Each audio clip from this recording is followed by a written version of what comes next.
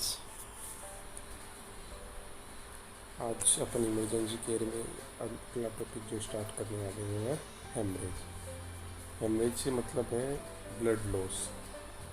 Blood loss ये दो तरह से हो सकता है, एक्सटर्नल और इंटरनल। एक्सटर्नली और इंटरनली दो तरह से हो सकता है। तो किसी भी पॉजिटिव फैक्टर की वजह से, जैसे फ्रैक्चर हो गया या कोई आर्टरी रप्चर, हाइपरटेंशन की वजह से, किसी भी रीजन की वजह से अगर आर्टरीज या वेन से ब्लड बाहर निकल रहा है तो एक्सटर्नली और इंटरनली, तो उस कंडीशन को बोला जाता है हेमरेज।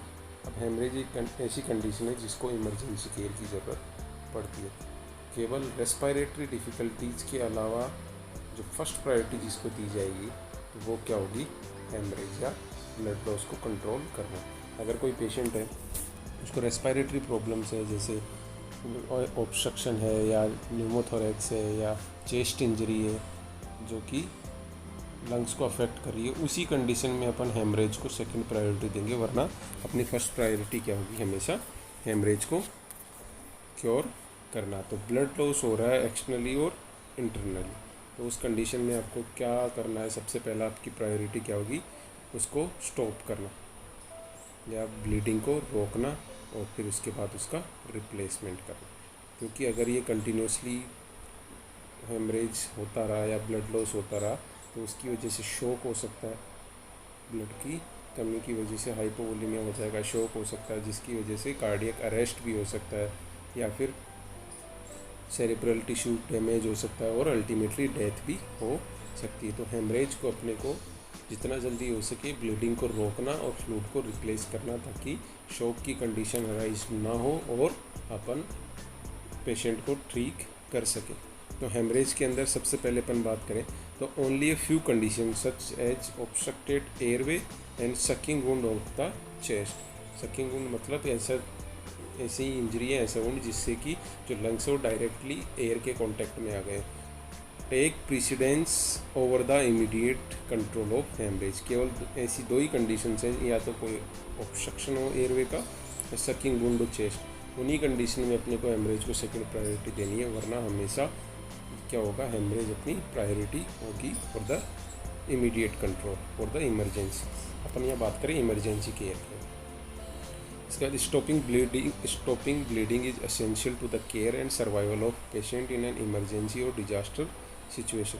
क्या करना अपने को, ब्लीडिंग को रोकना है। Haemorrhage that results in the reduction of circulation blood volume is primary cause of shock. Circulating blood volume का लॉस हो रहा है, डायरेक्टली जो ब्लड था बॉडी के अंदर उसका डायरेक्ट लॉस हो रहा है, तो उसकी वजह से क्या हो सकता है, कोज या ये प्राइमरी कोज हो सकता है शॉक का, कि डायरेक्ट ब्लड लॉस हो रहा है तो हाइपोवोलेमिया होगा, वॉल्यूम की कमी होगी जिसकी वजह से हार्ट कंपनसेट करेगा, हार्ट रेट बढ़ेगी, शॉक की कंडीशन आ जाएगी, केवल वाइटल ऑर्गन्स तक ही ब्लड पहुंच पाएगा। अगर वो भी नहीं पहुंच पा रहा है तो उसकी वजह से फेंटिंग जैसी सिचुएशन, अनकॉन्शियस जैसी सिचुएशन, कोमा, डेथ जैसी चीज़ें आपको देखने को मिल सकती हैं। इसके बाद बात करें minor bleeding which is usually venous, generally stop spontaneously unless the patient has bleeding disorders और हैज़ बीन टेकिंग एंटीकोएगुलेंट।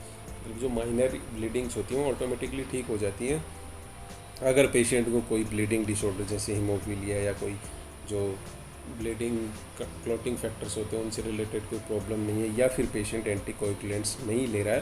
तो जो वेनस ब्लीडिंग होती है, जो माइनर ब्लीडिंग्स होती हैं वो ऑटोमेटिकली ठीक हो जाती है। लेकिन जो सीवियर बर्न या सीवियर इंजरी होती है, severe trauma injury, accident, rupture की वजह से होने वाली जो इंजरीज है उनकी वजह से आपको वहाँ पे ब्लड लॉस देखने को मिल सकता है और उस ब्लड लॉस की वजह से शॉक और डेथ की कंडीशंस देखने को मिल सकती है। इसलिए आपको हेमरेज को भी प्रायोरिटी देनी है फॉर द इमरजेंसी मैनेजमेंट। अब अपने को जो पेशेंट आया उसको शॉक के साइंस के लिए असेस करना कि कहीं पेशेंट शॉक में तो नहीं ही चला गया, क्योंकि आपके पास पेशेंट आएगा तो वो थोड़ा टाइम के बाद आएगा। हॉस्पिटल में अगर पेशेंट आ रहा है तो इंजरी होने के कुछ टाइम बाद आएगा, तो मे बी वो शॉक में जा सकता है और नहीं भी जा सकता। तो अपने को सबसे पहले आते ही उसको असेस करना है कि वो शॉक के सिम्टम्स तो उसमें नहीं है। तो क्या क्या सिम्टम्स आपको असेस करने हैं, डिक्रीज्ड आर्टीरियल प्रेशर, आर्टरीज में प्रेशर कम हो जाएगा, पल्स रेट बढ़ जाएगी क्योंकि कंपनसेटरी में होगा, कोल्ड एंड मॉइस्ट स्किन होगी, डिलेड कैपिलरी रिफिल क्योंकि कैपिलरीज तक बहुत कम अमाउंट में ब्लड पहुँचेगा, pallor yellowish discolouration of skin, thirst, diaphoresis, altered sensorium, lack of blood supply to the brain जिसकी वजह से सेंसोरियम में या जो कॉन्शियसनेस है उसका में अल्ट्रेशन आ सकता है, oliguria, lake of blood supply की वजह से मेटाबॉलिक एसिडोसिस। मेटाबॉलिक एसिडोसिस क्यों हो सकता है? मेटाबॉलिक एसिडोसिस इसलिए होगा क्योंकि कार्बोनेट्स या जो ब्लड के अंदर ब्लड का अमाउंट हो जाएगा कम और उसकी वजह से जो मेटाबॉलिक एसिडोसिस है उसके होने के चांसेस बढ़ जाएंगे। और हाइपर एपनिया, ब्रीदिंग पैटर्न या ब्रीदिंग की जो रेट है वो भी, रेस्पायरेटरी रेट भी बढ़ जाएगी, हाइपर एपनिया या रेस्पायरेटरी रेट इंक्रीज्ड हो जाएगी। तो ये सारे सिम्टम्स आपको देखने को मिल सकते हैं पेशेंट्स में कि अगर ये सिम्टम्स आपको देखने को मिल रहे हैं मतलब पेशेंट शॉक में चला गया है, आपको उसका इमीडिएट ट्रीटमेंट करना है। इमीडिएट ट्रीटमेंट के लिए stop bleeding and IV therapy start कर देनी। The goals of emergency management are control of bleeding, maintain an adequate circulating blood volume for tissue oxygenation and prevent shock. आपका goal क्या होगा? सबसे पहले ब्लीडिंग को मेंटेन करना या कंट्रोल करना, सेकंड ब्लड वॉल्यूम को मेंटेन करना और शॉक को प्रिवेंट करना। ये तीनों आपके गोल होने चाहिए जब भी आप एक हेमरेज के पेशेंट को डील कर रहे हो। The patient who haemorrhage are at risk for cardiac arrest caused by hypovolaemia and secondary anoxia.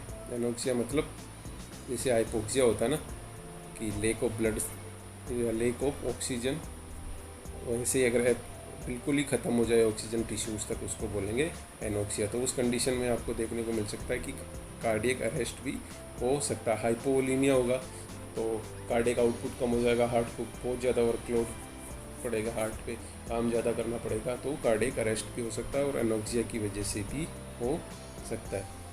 Nursing interventions are carried out collaboratively with other members of the emergency health care team. तो nursing interventions हैं वो भी आपको साथ में इसके चलते रहने चाहिए। अब मैनेजमेंट की बात करें, आपने देखा कि कोई हेमरेज का पेशेंट आया, पेशेंट का आते ही आपका मैनेजमेंट का शेड्यूल क्या होगा? इमरजेंसी मैनेजमेंट का, not general management. Emergency management के लिए आपको क्या क्या शेड्यूल फॉलो करना? सबसे पहले तो कंट्रोल ऑफ एक्शनल हेमरेज या एक्शनल ब्लीडिंग। अगर आपको कहीं दिख रहा है कोई ट्रोमा है, कोई इंजरी है, कोई टिश्यू रप्चर है या कोई ऐसी आउटर इंजरी हो रखी है जहाँ से ब्लड लॉस हो रहा है, तो आपको सबसे पहले तो कंट्रोल ऑफ एक्सटर्नल ब्लीडिंग या एक्सटर्नल हेमरेज को कंट्रोल करना है। If a patient is haemorrhaging externally from a wound, a rapid physical assessment is perform as the patient's clothing is cut away in attempt to identify the area of haemorrhage. कहाँ से haemorrhage हो रहा है तो अपने उसके कपड़ों को काट के हटा के असेसमेंट करेंगे कि कहाँ से उसका ब्लीडिंग हो रही है। Direct film pressure is applied over the bleeding area over the involved artery. The most important and most effective thing कि आप जहाँ से ब्लीडिंग हो रही है वहाँ पे एक firm pressure through the gauze piece लेके या कुछ भी कोई भी या डायरेक्टली भी आप उस पर प्रेशर डाल के और ब्लीडिंग को स्टॉप कर सकते हैं। Most bleedings can be stopped और at least controlled by application of direct pressure. Direct pressure से मोस्टली जो ब्लीडिंग्स होती हैं उनको ठीक या उसको रोका जा सकता है फॉर सम टाइम, जब तक कि आप अदर मेजर्स यूज नहीं कर सकते, क्योंकि आपको हाथों हाथ ब्लीडिंग को रोकना होता है। Otherwise unchecked arterial bleeding results in death, क्योंकि आपने चेक नहीं किया ब्लीडिंग वेन से या आर्टरी से, तो उसकी वजह से आपको डेथ तक के भी सीन्स देखने को मिल सकते हैं। क्योंकि आर्टरी से बहुत ज़्यादा स्पीड से, क्योंकि आर्टरी में प्रेशर ज़्यादा होता है तो वहाँ बहुत ज़्यादा जो ब्लड लॉस की क्वांटिटी होगी ज़्यादा होगी rather than when. A film pressure dressing is applied. Direct pressure आप बहुत देर तक नहीं रख सकते, क्योंकि कब तक आप उसके साथ बैठे रहोगे। तो थोड़ी देर के लिए प्रेशर लगाया, जब थोड़ा कम हुआ तो उसके ऊपर आपने प्रेशर ड्रेसिंग यूज की। An injured part is elevated to stop venous and capillary bleeding is if possible. जो पार्ट है, अगर जैसे लेग है, हैंड है, तो अपन उनको एलिवेट कर देंगे थोड़ा सा, ताकि उसकी वजह से जो वहाँ तक ब्लड कम जाए, क्योंकि एलिवेट कर देंगे तो अगेंस्ट द ग्रेविटी जो ब्लड को सप्लाई करना पड़ेगा और उसकी वजह से ब्लड कम जाएगा तो ब्लड लॉस भी कम होगा। If the injured area is an extremity the extremity is immobilize to control blood, और साथ में उसको इमोबिलाइज भी रखना है, ताकि क्योंकि मोबिलाइजेशन ज़्यादा होता है तो उसकी वजह से प्रेशर इतना ठीक से नहीं लग पाता, और उसकी वजह से जो जो प्रेशर ड्रेसिंग है वो लूज हो सकती है और वापस ब्लीडिंग लॉस हो सकता है या ब्लड लॉस हो सकता है। अब अपन डायरेक्ट प्रेशर की बात करें तो अकॉर्डिंग टू द लोकेशन कौन सी ऐसी मेजर आर्टरीज है जहाँ पे अपन प्रेशर डाल के उस हेमरेज को कंट्रोल कर सकते हो। तो यहाँ कुछ लोकेशंस बताइए जो कि आप यूज करते हो किसके लिए, कॉमनली जो पल्स असेसमेंट के लिए यूज करते हो, वही सारी लोकेशंस हैं जिनसे कि अपन प्रेशर पॉइंट्स यूज करके और उन जगह से, क्योंकि मेजर आर्टरीज होती हैं, इनके बाद छोटी माइनर आर्टरीज होती है, तो यहीं से अगर अपन प्रेशर लगा के रोक देंगे तो आगे ब्लड सप्लाई रुक जाएगी। जैसे टेम्पोरल है, फेशियल है, कैरोटिड है, सबक्लेवियन है, ब्रेकियल है, फ्यूमोरल है, रेडियल है, अल्नार है। ये लोकेशन से जहाँ पे प्रेशर पॉइंट्स यूज करके अपन इनके ऊपर प्रेशर लगा के अकॉर्डिंग टू द लोकेशन, जैसे इंजरी कहाँ पे है उसके अकॉर्डिंग। ऐसा नहीं है कि हाथ में इंजरी हुई है और फीमोरल पल्स जो है या फीमोरल आर्टरी है उसको आप प्रेशराइज कर रहे हो। अकॉर्डिंग टू द लोकेशन आप जहाँ पे ब्लीडिंग है उसके जस्ट बिहाइंड जो आर्टरी है उसको प्रेशर डाल के और उसके आगे की ब्लड सप्लाई को स्टॉप कर सकते हो। इसके अलावा एक अदर मेथड यूज किया जाता है जिसको बोला जाता है टोर्निक्वेट्स। टोर्निक्वेट वो होता है जिसको ब्लड सैम्पलिंग, तो आप सबने देखी हो, ब्लड सैम्पलिंग से पहले जो ऊपर की साइड लगा दिया जाता है ना, कस के बांध देते, चिपका वो लगा देते हैं, एक बैंड टाइप स्ट्रक्चर, उसको बोला जाता है टोर्निकेट। तो आप बैंड भी नहीं तो कोई क्लॉथ यूज करके या कोई भी जो आपके पास ऑब्जेक्ट है जिससे कि आप फिर प्रेशर डाल सके बिहाइंड द इंजरी। ऐसा नहीं कि इंजरी के बाद, इंजरी से पहले की किसी भी लोकेशन पे आप कस के एक किसी बैंडेज से, किसी ऑब्जेक्ट से, किसी क्लॉथ से या टोर्निकेट है तो उससे आप डायरेक्टली अप्लाइड प्रेशर डाल सकते हो, जिसकी वजह से उसके आगे की ब्लड सप्लाई थोड़ी स्टॉप हो जाएगी। लेकिन इसकी वजह से कुछ खतरनाक या डेंजर भी हो सकते हैं, क्योंकि इसकी वजह से इन जो पार्ट है उसका लॉस भी हो सकता है। जिस बॉडी पार्ट पे आपने लगाया है, जैसे मान लो ये कोई लेग था, अब यहाँ से ब्लीडिंग हो रही है, आपने यहाँ पे बांध दिया टोर्निकेट, तो ये इसकी वजह से आगे की पूरी बॉडी पार्ट की ही सप्लाई स्टॉप हो जाएगी। ऐसा नहीं कि केवल उस एरिया की हुई, तो उसकी वजह से ये एरिया क्या है, कॉम्प्रोमाइज्ड हो जाएगा। तो उसकी इसका रिस्क भी है और इसको यूज भी करना पड़ता है मजबूरी में या इन द इमरजेंसी कंडीशंस, पर ज़्यादा टाइम तक इसको यूज नहीं करना चाहिए और थोड़े थोड़े टाइम के बाद इसको लूज करते रहना चाहिए, ताकि अपने को जो इंजरी है उस ब्लीडिंग को रोकने के चक्कर में अपन जो पार्ट, बॉडी का पार्ट है उसको ही डिस्ट्रॉय ना कर दें। तो a tourniquet is applied to an extremity only as the last resource when the external haemorrhage can not controlled in any other way. अगर किसी तरह से नहीं रुक रहा है एक्सटर्नल ब्लीडिंग तो ही अपन टोर्निकेट यूज करेंगे। Care must be taken when applying a tourniquet because of the risk loss of extremity.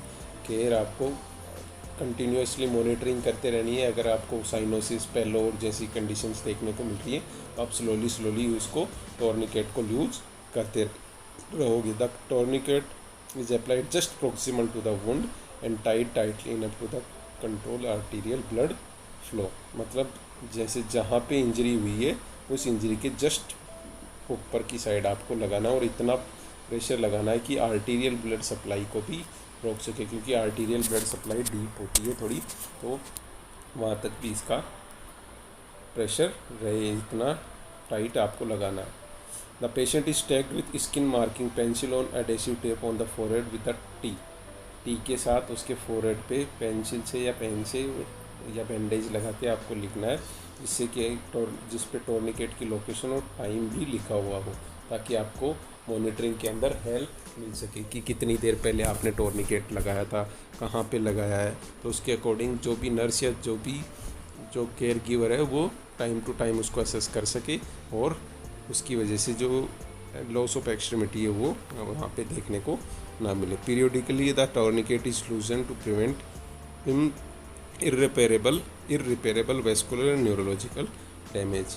मतलब जो आपने यूज किया है टोर्निकेट उसको थोड़े थोड़े टाइम के बाद लूज करते रहना, क्योंकि जो हेमरेज है वहाँ पे क्लोट बनना स्टार्ट हो जाएगा, या आप जो अदर ट्रीटमेंट दोगे, कोएगुलेंट्स देना स्टार्ट कर दोगे, तो उसकी वजह से उस पर इफ़ेक्ट आएगा थोड़ा सा, और स्लोली आपको उसको लूज़ करते रहना है, क्योंकि लंबे टाइम तक अगर टोर्निकेट लगा रहा तो उसकी वजह से जो इरिपेरेबल वेस्कुलर और न्यूरोलॉजिकल डैमेज हो सकते हैं, और आपको लॉस ऑफ एक्सट्रीमिटी भी हो सकता है। तो इसलिए आपको टोर्निकेट को टाइम टू टाइम, थोड़े टाइम के बाद उसको थोड़ा लूज करते रहना है। ये देखो इस डायग्राम में आपको दिख रहा है, ये तो जो आजकल यूज किया जाता है। इसके अलावा अगर आपके पास कोई कपड़ा है, कोई भी क्लॉथ है, या कोई जो पीस ऑफ क्लॉथ है, तो उससे भी आप बना सकते हो टोर्निकेट। इसमें क्या करना है, बैंडेज का एक रोल लेना है, उसको लगाया वेन के ऊपर, और उसके ऊपर से आपको क्या बांध देना है, एक कपड़ा या जो भी क्लॉथ आपके पास है उसको बिफोर द, या जो इंजरी हुई है उसके थोड़ा सा ऊपर, ऐसा नहीं कि ज़्यादा ऊपर भी नहीं, बस थोड़ा सा ऊपर ही बांधना है, क्योंकि ज़्यादा ऊपर बांधोगे तो जो ये एरिया है ये भी अफेक्ट होगा। अपने को जितना कम हो सके उतना एरिया अफेक्टेड हो वहीं पे टोर्निकेट यूज करना। तो इस स्ट्रक्चर को क्या बोला जाता है, टोर्निकेट। इसके बाद आता है control of internal bleeding. External bleeding के लिए आपने या तो डायरेक्ट प्रेशर यूज कर लिया या फिर टोर्निकेट यूज कर लिया। बात आती है इंटरनल ब्लीडिंग की। तो इंटरनल ब्लीडिंग का आपको पता असेसमेंट करने से पता चलेगा, क्योंकि आप डायरेक्टली विजुअलाइज करके नहीं बता सकते कि इंटरनल ब्लीडिंग है या नहीं है। तो if the patient shows no external signs of bleeding but exhibits tachycardia हो रहा है पेशेंट को, फॉलिंग ब्लड प्रेशर है, थर्स्ट है, एप्रीहेंशन है, कूल एंड मॉइस्ट स्किन है, डिलेड कैपिलरी रीफिंग है, इंटरनल हेमरेज इज सस्पेक्टेड। जैसे मैंने बताया असेसमेंट में आपको क्या क्या चीज़ें देखने को मिल सकती है। जैसे टैकीकार्डिया है, हार्ट रेट बढ़ी हुई है, फॉलिंग ब्लड प्रेशर कम है, थ्रस्ट पेशेंट को बहुत ज़्यादा प्यास लग रही है, कूल एंड मॉइस्ट स्किन है, और कैपिलरी रिफिल भी डिले हो रहा है। तो उन कंडीशंस में हो सकता है कि पेशेंट को कहीं ना कहीं इंटरनल हेमरेज हो सकता है। तो इसके लिए आपको क्या करना है, typically packed RBCs are administered at a rapid rate and the patient is prepared for more definitive treatment जैसे सर्जरी और फार्मेकोलॉजिकल थेरेपी। अगर इंटरनल इंजरी तो आपको सबसे पहला काम क्या करना है, पैक्ड RBCs ओ नेगेटिव जो सबसे मोस्ट कॉमनली यूज की जाती है वो है ओ नेगेटिव पैक्ड RBCs, क्योंकि इमरजेंसी कंडीशन में आपके पास इतना टाइम नहीं होता कि आप पेशेंट का ब्लड सैंपल ले, उसकी क्रॉस मैचिंग करो और उसके ग्रुप का ब्लड आप अवेलेबल करवा के और ब्लड एडमिनिस्टर कर सको। इसलिए आपको ओ नेगेटिव जो ब्लड है वो यूज करना होगा, और बाद में उस पेशेंट को सर्जरी और अदर फार्मेकोलॉजिकल थेरेपी के लिए आप आगे ले जा सकते हैं। Additionally arterial blood specimen are obtain to evaluate pulmonary function and tissue perfusion to establish baseline haemodynamic parameters. Arterial blood specimens मतलब जो SpO2, SpCO2 या जो कार्बोनेट्स के जो लेवल होता है उनको असेस करने के लिए अपन ABG एनालिसिस जिसको बोला जाता है वो भी आपको करना होगा, जिससे आपको पता चल सकता है कि सेचुरेशन कितना, ऑक्सीजन कितनी है, कार्बन डाइऑक्साइड कितनी क्या पहुंच रही है, जिससे कि हेमोडाइनमिक इम्बैलेंस है उसको आप मैनेज कर सको। Which are used as index for determining the amount of fluid replacement of the patient can tolerate and the response of the therapy. इससे आपको पता चलेगा कि आपने जो ट्रीटमेंट दिया है या फ्लूइड रिप्लेसमेंट किया है या फिर जो भी आपने थेरेपी दी है उसका कितना रेस्पॉन्स हो रहा है, इससे आपको पता चल सकता है। The patient is maintain in the supine position and monitored closely until haemodynamic और सर्कुलेटरी पैरामीटर्स इम्प्रूव। जब तक हीमोडायनामिक और सर्कुलेटरी पैरामीटर्स इम्प्रूव नहीं हो जाती आपको क्लोज मॉनिटरिंग करनी है और सुपाइन पोजीशन में रखना है पेशेंट को, और until transport to the operating room और इंटेंसिव केयर, या फिर फर्दर ऑपरेटिंग या सर्जरी के लिए आपको पेशेंट को ले जाना है तब तक उसको मॉनिटर करते रहना है। तो ये इंटरनल ब्लीडिंग के लिए कर सकते हैं। इसके बाद आता है इंटरनल ब्लीडिंग का आपको through the surgery he treatment हो सकता है, क्योंकि इंटरनल ब्लीडिंग के लिए और कोई मेजर आप यूज नहीं कर सकते उसको, तो थ्रू द सर्जरी या ऑपरेट करके ही आप ठीक कर सकते हो। इसके बाद आता है फ्लूइड रिप्लेसमेंट। अब अपन ने ब्लीडिंग रोक ली, इंटरनल एक्सटर्नल दोनों तरह की फार्मेकोलॉजिकल थेरेपी या जो भी थेरेपी देनी थी वो दी। अब आता है फ्लूइड रिप्लेसमेंट। फ्लूइड रिप्लेसमेंट बहुत इंपॉर्टेंट चीज़ है, क्योंकि जितना ब्लड लॉस हुआ है उतना आपको फ्लूइड रिप्लेस करना है, वरना तो हाइपोवोलीमिया होगा और कार्डियक अरेस्ट या हार्ट फेलियर जैसी कंडीशंस आपको देखने को मिल सकती हैं।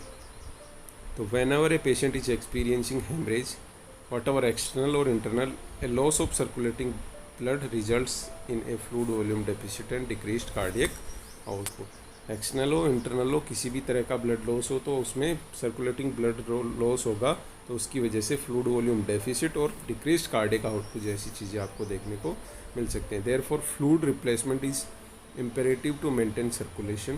Typically, two large bore intervention cannulas are inserted to provide a means for fluid and blood replacement. अगर बहुत ज़्यादा ब्लड लॉस हो गया है तो आपको two large bore and IV cannulas जिनका साइज़ बहुत बड़ा हो, जैसे 16 जो गोज या 14 गोज का जो कैनुला होता है वो यूज करना पड़ता है इस कंडीशन के अंदर, और उसके थ्रू अपन फ्लूइड को रिप्लेस करने के लिए जो फ्लूइड है वो प्रोवाइड करवाते रहेंगे। And blood samples are obtained for analysis, और टाइम टू टाइम पे ब्लड सैंपल्स लेते रहेंगे एनालिसिस के लिए कि कितना हीमोडायनेमिक मॉनिटरिंग या हीमोडायनेमिक बैलेंस हुआ है या हीमेटोक्रीट है, APG एनालिसिस है, ये सब करके अपन पता लगा सकते हैं कि अपन जो फ्लूइड दे रहे हैं उसका कितना इफेक्ट हो रहा है। तो administered as prescribed depending on the clinical estimate of the type and volume of the fluid lost, किस कौन सा फ्लूइड लॉस हुआ है, कैसा टाइप हुआ है, उसके अकॉर्डिंग अपन प्रिस्क्राइब कर सकते हैं। क्या क्या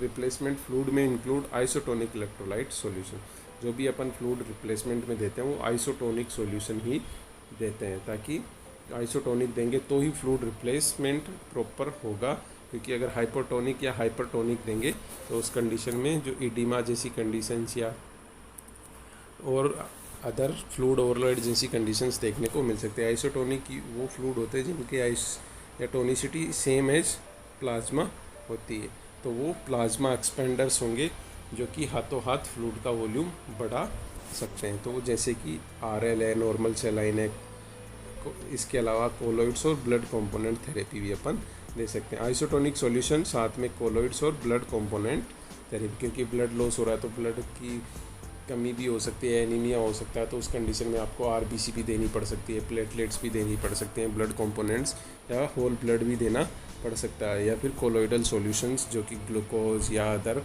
जो भी न्यूट्रिएटिव सॉल्यूशंस हैं वो भी आपको देने सकते हैं। तो उसके अकॉर्डिंग आपको फ्लूइड रिप्लेसमेंट करना है। इसके अलावा packed RBCs are infused when there is a massive blood loss. In emergencies O negative blood is used for women of childbearing age and O positive blood is used for men and postmenopausal women। O negative blood use किया जाता है woman of childbearing age. Childbearing age मतलब कि वो as जिसके अंदर वो mother या बनने की प्रोन है या मदर बनने की उसकी कैपेसिटी है, उस एज के अंदर उसको O नेगेटिव ब्लड दिया जाता है और O पॉजिटिव ब्लड दिया जाता है मेंस को और पोस्ट मेनोपॉजल वुमेंस को। In an emergent situation there is not time to type and cross match. जैसा कि मैंने बताया कि इमरजेंसी सिचुएशन के अंदर इतना टाइम नहीं होता आपके क्रॉस मैच करना, टाइप करना या पता लगाना कि कौन सा ब्लड ग्रुप है, और उसके अकॉर्डिंग अपन ब्लड सैंपल या ब्लड एडमिनिस्ट्रेशन कर सके। तो इसके लिए आपको O negative blood for childbearing womens के लिए और O positive blood for man and postmenopausal womens के लिए। O negative blood provide safe administration of blood immediately without sensitizing an RH negative woman to RH positive blood. और negative blood क्या होता है, जो RH नेगेटिव पॉजिटिव का जो effect है उसकी वजह से जो वुमन है उसको आगे जब प्रेग्नेंट हो तो उस वक्त प्रॉब्लम्स ना आए, इसके लिए उसको O नेगेटिव ब्लड दिया जाता है। Sensitization can result in difficulties during pregnancy later, जैसे मैंने भी बताया। Additional platelets and clotting factors are given when large amount of blood is are needed because replacement blood is deficient in clotting factors। अगर बहुत ज़्यादा amount में आप blood administration कर रहे हो तो उस कंडीशन में आपको एडिशनली प्लेटलेट्स और कुछ क्लॉटिंग फैक्टर्स भी साथ में देने पड़ सकते हैं, क्योंकि उस ब्लड जो आप ब्लड दे रहे हो उसके अंदर इनकी कमी होती है, तो साथ में प्लेटलेट्स और कुछ क्लॉटिंग फैक्टर्स भी आपको देने पड़ सकते हैं। तो फ्लूइड, आइसोटोनिक फ्लूइड, और साथ में अगर ब्लड बहुत ज़्यादा लॉस हुआ तो ब्लड कॉम्पोनेंट्स, कोलोइड्स, ये सब भी अपने को देने पड़ सकते हैं। अब जब भी आप फ्लूइड या ब्लड एडमिनिस्ट्रेशन करते हो तो उस वक्त आपको नर्सिंग अलर्ट्स ध्यान रखने कि क्या आपकी प्रायोरिटी होगी या किस चीज़ का आपको ध्यान रखना है। The infusion rate is determined by the severity of blood loss and clinical evidence of hypovolaemia. Hypovolaemia की क्लिनिकल एविडेंस है या ब्लड लॉस से आपको कितना इन्फ्यूजन देना है वो आपको असेस करना है। If massive blood replacement is necessary the blood must be warmed in a commercial blood warmer. जब भी आपको बहुत सारा 2, 3, 4, 5 यूनिट अगर ब्लड देना है तो आपको वो ब्लड हमेशा कमर्शियल ब्लड वार्मर से वार्म करके ही देना है, क्योंकि अगर आपने कूल ब्लड चढ़ा दिया या कूल ब्लड एडमिनिस्ट्रेशन कर दिया तो उसकी वजह से हाइपोथर्मिया या कार्डियक अरेस्ट जैसी कंडीशंस आपको देखने को मिल सकती हैं। तो गाइस ये था emergency management of haemorrhage. Haemorrhage क्या होता है? Blood loss through the arteries and veins. ये दो तरह से हो सकता है, एक्सटर्नल भी हो सकता है, इंटरनल भी हो सकता है। External through the any wound, internal अंदर ही, बाहर कोई वुंड नहीं है लेकिन इंटरनली ब्लीडिंग हो रही है। एक्सटर्नल ब्लीडिंग को कंट्रोल करने के लिए फिल्म प्रेशर या टोर्निकेट यूज किया जा सकता है। प्रेशर ड्रेसिंग या टोर्निकेट, या आप हाथ से या किसी ऑब्जेक्ट से प्रेशराइज करके कर सकते हो। और इंटरनल ब्लीडिंग को आपको इसको ट्रीट सर्जरी से ही होगी। इसको मैनेज करने के लिए आप फ्लूइड रिप्लेसमेंट कर सकते हो, ब्लड कंपोनेंट्स एडमिनिस्ट्रेशन कर सकते हो। तो और मैनेजमेंट की बात करें जहाँ तक, तो सबसे पहला काम होगा अपना ब्लीडिंग को रोकना, फ्लूइड को रिप्लेस करना और शॉक को प्रिवेंट करना। ये 3 अपने गोल होने चाहिए। तो गाइस ये था emergency management of haemorrhage. Thank you for listening me. अगर अच्छा लगा हो, समझ में आया हो तो like share and subscribe on my YouTube channel, जिसका नाम है मेडिकल सर्जिकल फॉर नर्सेज। अपने फ्रेंड्स के साथ भी शेयर करो। Thank you.